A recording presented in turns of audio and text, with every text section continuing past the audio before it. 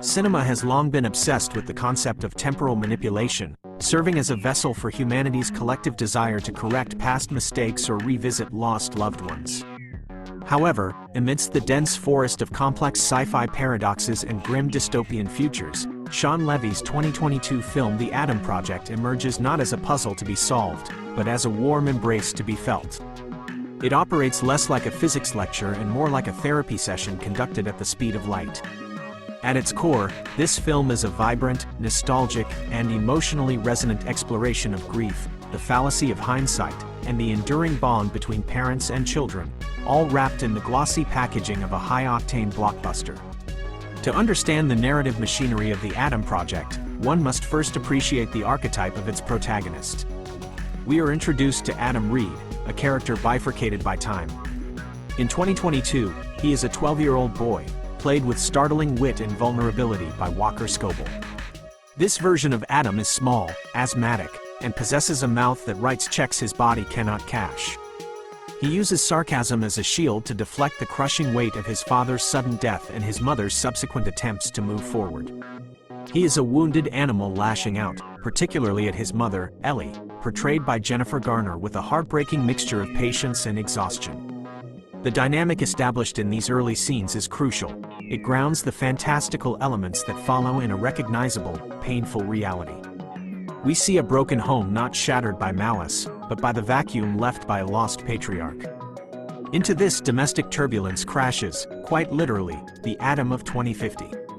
Played by Reynolds, this older Adam is a hardened fighter pilot, bearing the physical scars of a dystopian future and the emotional calluses of decades spent running from his trauma. When the two Adams meet, the film sparks into life. It is a collision of past potential and future regret. Unlike typical time travel narratives where meeting oneself causes the universe to implode, here it causes a verbal explosion. The chemistry between Reynolds and Scobell is the engine of the film. Scobell does not merely play a child. He channels the specific, frantic energy of Reynolds, mimicking his cadence and comedic timing with uncanny precision. This allows the film to engage in a dialogue of self-reflection that feels genuine. The older Adam looks at his younger self not with nostalgia, but with annoyance, seeing all the weaknesses he thought he had buried. Conversely, the younger Adam sees a future that is cool but hollow, recognizing that his muscles and quips hide a profound loneliness. The plot mechanics, while servicing the action, are essentially a framework to facilitate these character beats.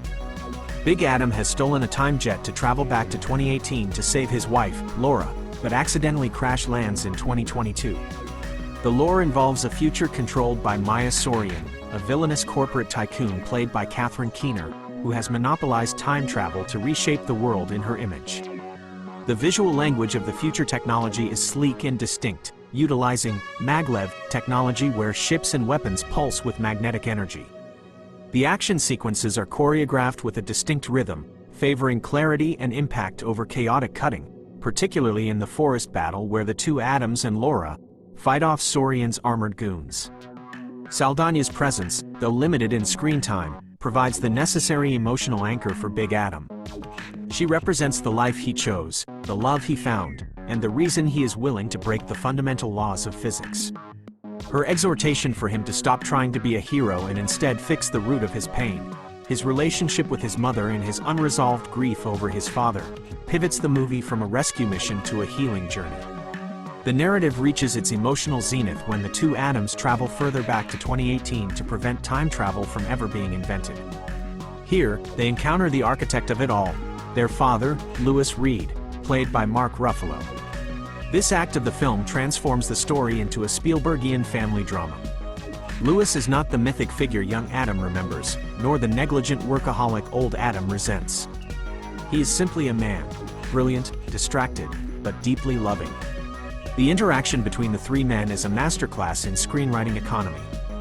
In a single dinner scene, decades of resentment are unpacked. Big Adam confronts his father about his emotional distance, accusing him of prioritizing science over his son, only to realize that Lewis was burdened by the knowledge of the future and the weight of his own creation. The film cleverly avoids the trap of a purely happy ending where the timeline is rewritten to save Lewis. The ethical dilemma presented is substantial. Saving Lewis would mean altering the timeline in ways that might erase the existence of the Adams we know, or at least the growth they have achieved. Lewis, with the integrity of a scientist and the love of a father, refuses to look at the date of his own death, understanding that no one man should possess the foresight to cheat fate. This decision imbues the climax with a sense of inevitable tragedy. The destruction of the Adam Project, hard drive, the magnetic particle accelerator that makes time travel possible, is a spectacle of visual effects, with gravity distorting and the facility collapsing, but the true climax is the game of catch played between the father and his two sons in the fading moments of the timeline. It is a scene of pure catharsis, stripping away the sci-fi trappings to reveal the film's thesis: we cannot change the past, but we can change how we feel about it. We can forgive our parents for being human, and we can forgive ourselves for being young. As the timeline corrects itself and the characters return to their respective presents, the memory of the adventure fades, leaving only an echo. This concept is handled with immense delicacy. In the restored 2022, young Adam hugs his mother, not because he remembers the advice of his older self explicitly, but because the emotional imprint remains. In the future, a serendipitous meeting between Adam and Laura suggests that while time can be reset, the soul's connections are immutable. Critically, the Adam Project stands as a testament to the power of star-driven cinema in the streaming age. It utilizes the recognizable personas of its cast, Reynolds' snark, Ruffalo's neurotic warmth, Garner's maternal grace, to create a shorthand with the audience, allowing the film to move at a breakneck pace without losing emotional clarity. While it borrows heavily from the cinematic lexicon of the 1980s, echoes of E.T., Back to the Future, and Star Wars are woven into its DNA. It remixes these influences into something modern. It rejects the cynical deconstruction of tropes often found in modern blockbusters, choosing instead to be earnestly sentimental. The cinematography reinforces this blend of retro and modern. The color palette is rich and saturated, moving from the cool, blue-hued tones of the futuristic tech to the warm, amber glow of the Reed household. The soundtrack, driving the film with classic rock anthems, further cements the feeling of a timeless adventure. Yet, the film is not without its philosophical inquiries. It posits that time travel, rather than being a tool for progress, is a corruption of the natural order, a genie that must be put back in the bottle.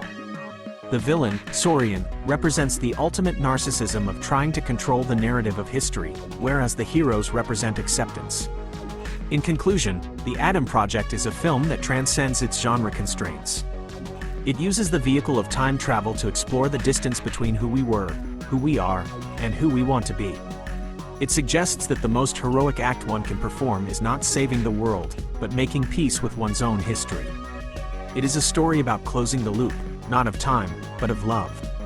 By the time the credits roll, the viewer is left not pondering the paradoxes of the space-time continuum, but reflecting on their own relationships, the phone calls they should make, and the hugs they should give.